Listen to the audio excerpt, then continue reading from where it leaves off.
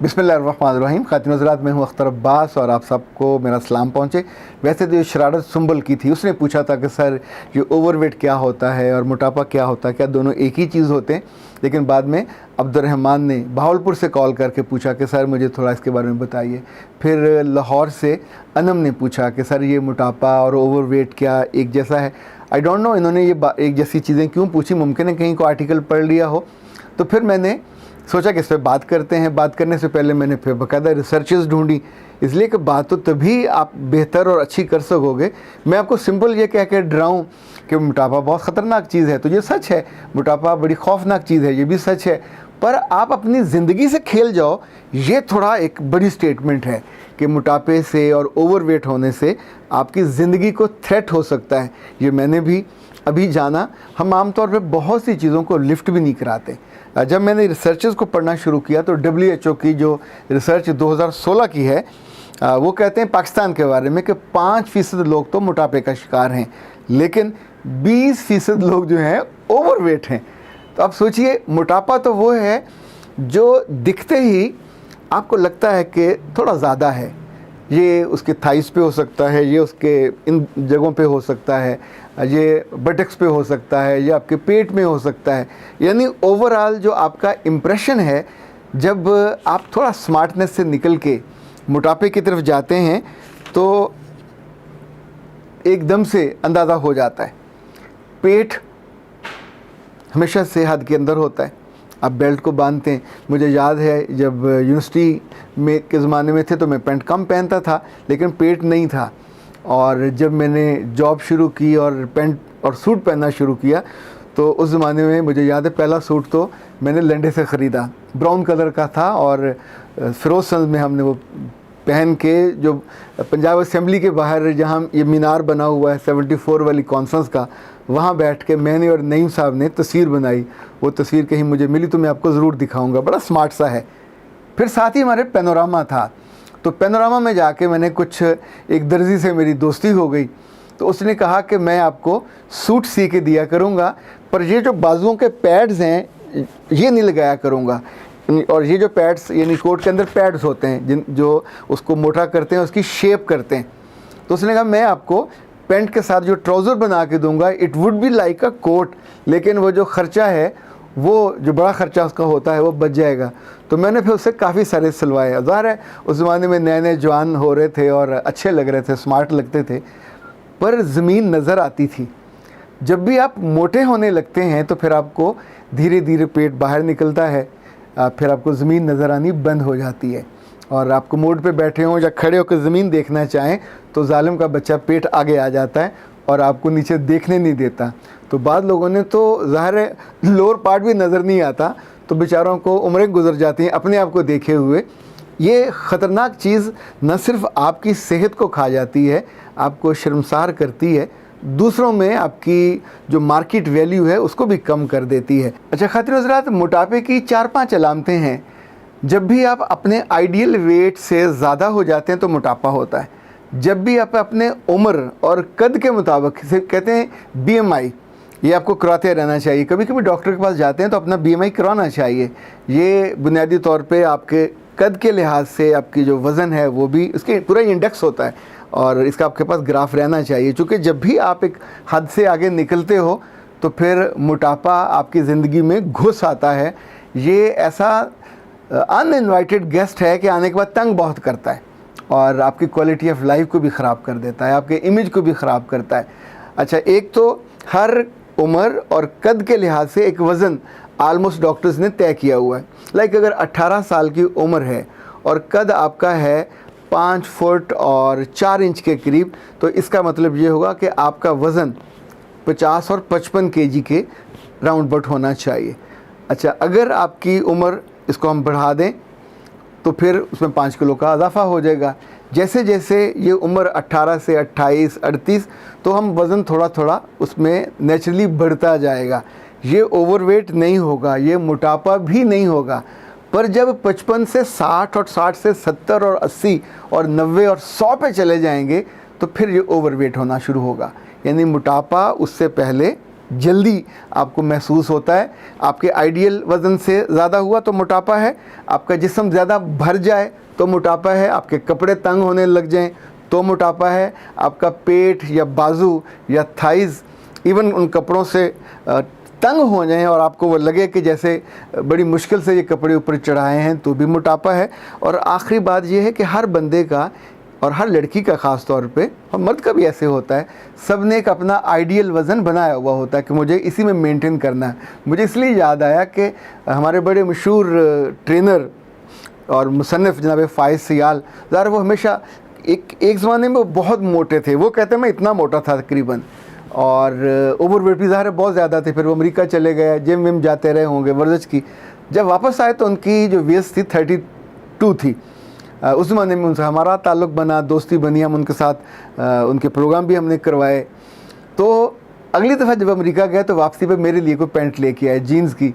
फ़ाइज़ साहब तोहफ़ा किसी को नहीं देते आमतौर पे, सुना कम देते हैं। तो जब तोहफ़ा मुझे मिला तो मैं बड़ा खुश हुआ। तो घर आके जब मैंने उस पैंट को पहनने की कोशिश की तो वो बड़ी मुश्किल से मेरी एक ही टांग में आई।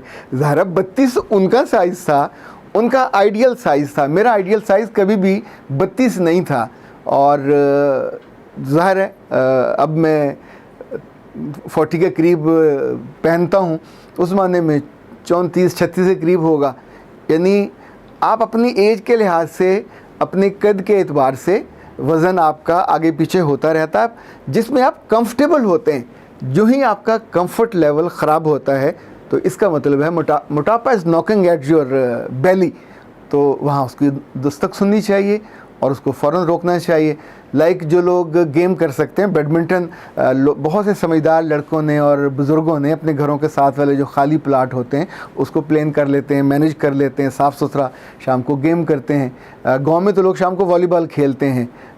बच्चे आमतौर पे मोटे नहीं होते, चूँकि क्रिकेट भी खेल रहे होते हैं, इनकी भागदौड़ ज़्यादा होती है, एक्टिविटी लेवल ज़्यादा होता है। जब इंसान बॉस बनता है, देखें दुनिया में जो बेहतरीन बॉसेस हैं आप उनको देखें, वो स्लिम एंड स्मार्ट होंगे, क्योंकि दफ्तर से उठते ही वो घर नहीं जाते, जिम जाते हैं।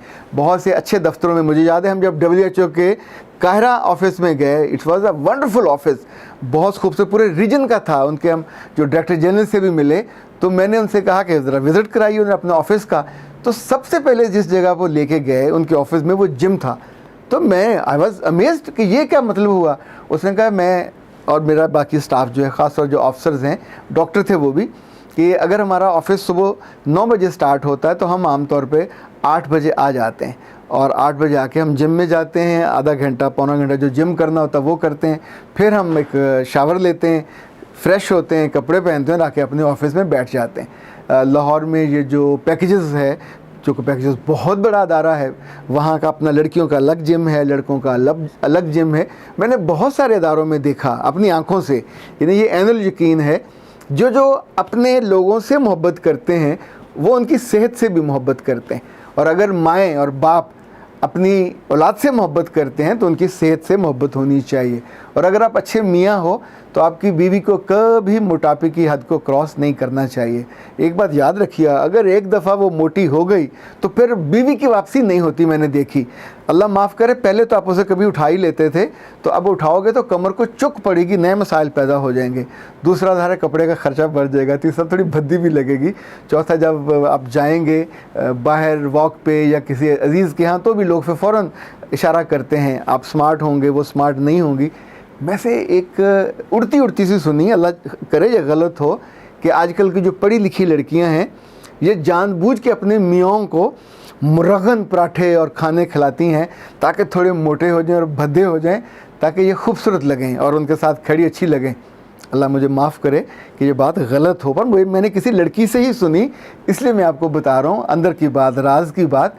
अगर तो ये किसी बच्ची ने सोचा अपने मियाँ के बारे में तो बहुत ज़ालिमाना सोचा। वो नामाकुल लड़की, वो तुम्हारा मियाँ है, ज़ाती तुम्हारा मियाँ है, उसको जितनी लंबी उम्र होगी, जितनी देर खूबसूरत रहेगा, तुम्हारे साथ सजेगा, तुम्हारे बच्चों के साथ, बच्चों का बाप लगेगा, दादा नहीं लगेगा।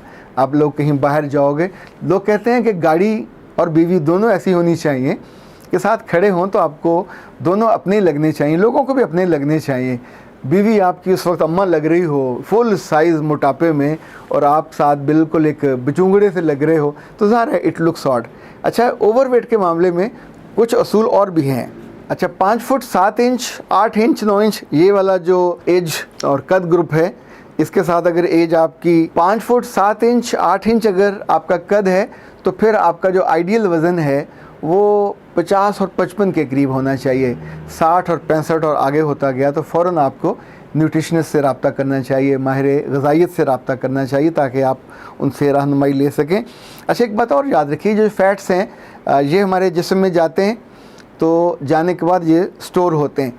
निज़ाम हज़म जो है हमारा, वो काम इस तरह करता है कि चॉपर की तरह वो चीज़ों को चॉप करता है, और उसका काम जब हम बढ़ा देते हैं मुरगन वाली चीज़ों का, तो फ़ैट्स, प्रोटीन्स, हरारे, ये सारे के सारे फिर स्टोर होते हैं और आपके मोटापे का बायस बनते हैं। ख़ातिन हज़रात, जो आखिरी बात है कि इस मोटापे को जानलेवा ना बनाया जाए और आप ओवरवेट होने से बच जाएं।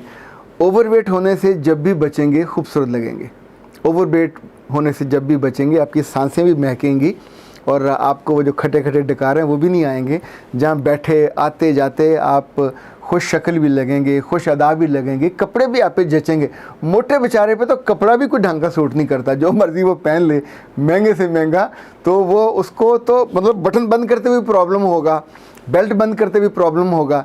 पिछले दिनों मुझे लाहौर बार वहाँ हाई कोर्ट जाना था, तो उस रोज़ अब ज़रा कई दिनों के बाद सूट निकाला, तो जो मैंने सूट पहना वो पैंट मुझे उस वक्त बिल्कुल टाइट हुई थी। और मैं आपको सच बताऊं, प्रोग्राम हम करके आ गए, प्रोग्राम बहुत अच्छा रहा, पर वो जो मेरे अंदर एक डिससेटिस्फेक्शन थी, मुझे बहुत बुरा लग रहा था कि मैंने इन 5-6 माह में अपना वज़न इतना क्यों बढ़ाया, ओवरवेट हुआ, जो मुझको नहीं होना चाहिए था। ज़ाहिर है मेरा सिटिंग जो पैटर्न है वो बहुत ज़्यादा लंबा है, 12, 14, 16 घंटे हो जाते हैं, और जब वॉक का वक्त आता है तो मैं कहीं कतरा जाता हूँ। अगर तो बेगम कभी साथ चली जाए, बच्चे साथ चलें, तो हम वॉक कर लेते हैं, पर वो भी आधा एक घंटा करनी चाहिए।